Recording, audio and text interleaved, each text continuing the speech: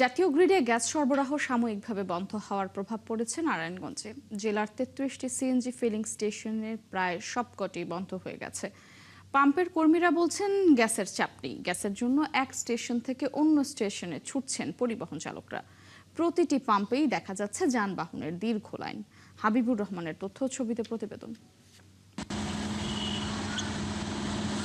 গেল দুদিন ধরে নারায়ণগঞ্জের সিএনজি ফিলিং স্টেশনগুলোতে যানবাহনের লম্বা লাইন। ঘন্টার পর ঘন্টা অপেক্ষা করেও গ্যাস না পাওয়ার অভিযোগ করছেন যানবাহনের শ্রমিকরা। জেলার বিভিন্ন এলাকার কমপক্ষে ৩৩টি ফিলিং স্টেশন এখন বন্ধ। গ্যাসের জন্য এক স্টেশন থেকে আরেক স্টেশনে ছুটেও গ্যাস পাওয়া যাচ্ছে না, যে কারণে বন্ধ হয়ে গেছে গ্যাস চালিত বহু পরিবহন। 10 মিনিটে যেখানে গ্যাস নিতাম এখন 2 ঘন্টা 3 ঘন্টা বসে চালাই গ্যাসের জন্য। 2 ঘন্টা ধরে সিরিয়াল দাঁড়িয়ে রয়েছি, তাও সিরিয়াল গ্যাস নাই, অনেক কষ্ট তো কিছু করার লাগবে। গাড়ি চালাতে পারি না, 3 ঘন্টা পর সিরিয়াল পাই। 250 টাকার গ্যাসের জায়গায় ঢুকে 100 টাকা 120 টাকা। রাত্রে 4টা 20-এ গ্যাস পাইছি, তাও আবার ঢুকছে 600 টাকার গ্যাস, আমার গ্যাস লাগে 1000 টাকার। এরকম যদি সিরিয়াল থাকে তাহলে তো আমাদের গাড়ি চালানোর সমস্যা। সিএনজি স্টেশন কর্মীরা জানান, পাইপলাইনে গ্যাসের চাপ অস্বাভাবিকভাবে কমে যাওয়ায় যানবাহনে গ্যাস দেওয়া সম্ভব হচ্ছে না। বাধ্য হয়ে স্টেশনগুলো বন্ধ রাখতে হচ্ছে। এই পরিস্থিতি কবে স্বাভাবিক হবে তা বলতে পারেন না কেউ। এ বিষয়ে সিএনজি ফিলিং স্টেশনের মালিকরা বলছেন, জাতীয় গ্রিডে গ্যাস সরবরাহ না হওয়ায় এর প্রভাব পড়েছে নারায়ণগঞ্জে। দ্রুত পরিস্থিতি স্বাভাবিক না হলে পরিবহন খাতে সংকট আরও বাড়বে। আমি ব্যবসায়িক হিসাবে অত্যন্ত ক্ষতিগ্রস্ত, কারণ ওই যে 4 ঘন্টা যে চললো মেশিনটা, আমার মেশিনের পার্টস এবং আমার অন্যান্য সব ক্ষয় হয়ে যাইতেছে, কিন্তু আমার ফিডব্যাক আসতেছে না। এত পরিমাণ ইনভেস্টমেন্টের একটা খাত এবং এত হিউজ পরিমাণ কর্মচারী এখানে জব করতেছে, এই সকল কিছুর দিকে তাকিয়ে যেন আমাদের এই সংকটগুলিকে দ্রুত কাটিয়ে দেওয়ার জন্য আমাদের দাবি দাওয়াগুলি মেনে নেয় এবং আমরা যেন এই সংকট থেকে উত্তরণ হতে পারি। গ্যাস সংকটের প্রভাব শুধু পরিবহন খাতেই নয়, পড়েছে শিল্প কারখানাগুলোতেও। দীর্ঘ সময় গ্যাসের সরবরাহ ও চাপ কম থাকলে উৎপাদন ব্যাহত হওয়ার শঙ্কা করছেন কারখানা মালিকরা। মনিরা কাজেরি, ৭১। এ বিষয়ে আরো খবর জানাতে আমাদের সঙ্গে যুক্ত হচ্ছেন সহকর্মী হাবিবুর রহমান। হাবিব, আপনার পাঠানো তথ্যের প্রতিবেদনটি আমরা দেখছিলাম, সেখানে দেখছিলাম ফিলিং স্টেশনগুলোতে চরম ভোগান্তি, দীর্ঘ সারি। এই যে ভোগান্তির চিত্র আপনি দেখছেন, বর্তমানের অবস্থা কি আসলে জানাবেন?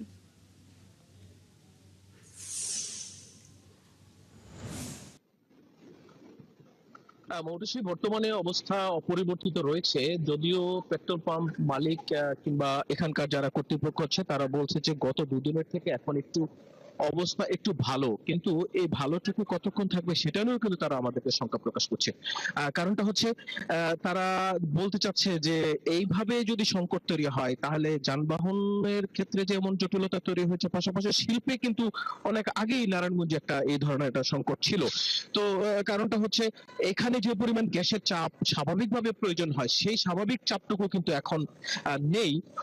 পাশাপাশি এই গত 2-3 দিনে যে সমস্যা তৈরি হচ্ছে, এতে করে এই ফ্যাক্টরি কলকারখানার বাইরে যানবাহনের যে দীর্ঘ লাইন, এতেই কিন্তু বোঝা যায় আসলে সমস্যার মানে সমস্যাটা কত বড়।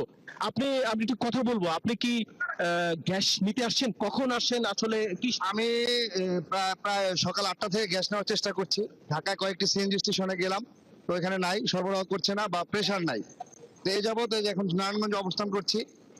তীব্র 72 ঘন্টার উপরে সময় থেকে ধরে আমরা দেখতেছি যে ঢাকার ম্যাক্সিমাম সিএনজি গুলো সরবরাহ করতে পারছে না।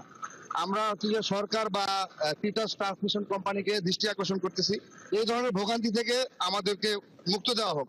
যদি প্রয়োজনে তারা মনে করে এই খাতে কিছু বাড়াতে হবে বা ইয়ে করতে, আপনারা সেটা দিতে প্রস্তুত আছে, কিন্তু এই ধরনের চরম ভোগান্তি থেকে সাধারণ মানুষকে মুক্তি করা হোক। কারণ ইমার্জেন্সিতে অনেক অ্যাম্বুলেন্স, অনেক জরুরি সেবায় গাড়ি চলিত আছে যারা হচ্ছে সিএনজির মাধ্যমে চলে। এই একটা সমাধান আমরা চাচ্ছি আপনাদের মাধ্যমে। ওকে মোটুসী, আমরা আরেকটু কথা বলবো। আপনারা কি গ্যাস পেয়েছেন?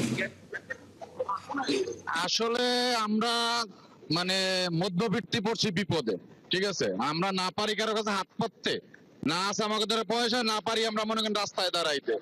আজকে 1 সপ্তাহ যাবত এই গ্যাসের ক্রাইসিস। আমি আসছি এখানে ঢাকা থেকে। গতকালকে আমি মগবাজার আনুদ্বীপ পাম্পে 7 ঘন্টা সিরিয়াল দিয়ে 610 টাকার গ্যাস ঢুকছে। আমি একজন ওভার রাইড শেয়ার চালাই, গাড়ি চালাই, ঠিক আছে। আমরা মধ্যবিত্তদের আমাদের অবস্থা খুবই মানে করণীয় অবস্থা, ঠিক আছে। মোটসি, আপনি শুনলেন আসলে অর্থনৈতিক অবস্থা আসলে গ্যাসের কারণে এই সংশ্লিষ্ট যারা আছেন তারা আসলে খুবই চাপে আছেন। এরকমটা আমাদেরকে অনেকেই বলছেন।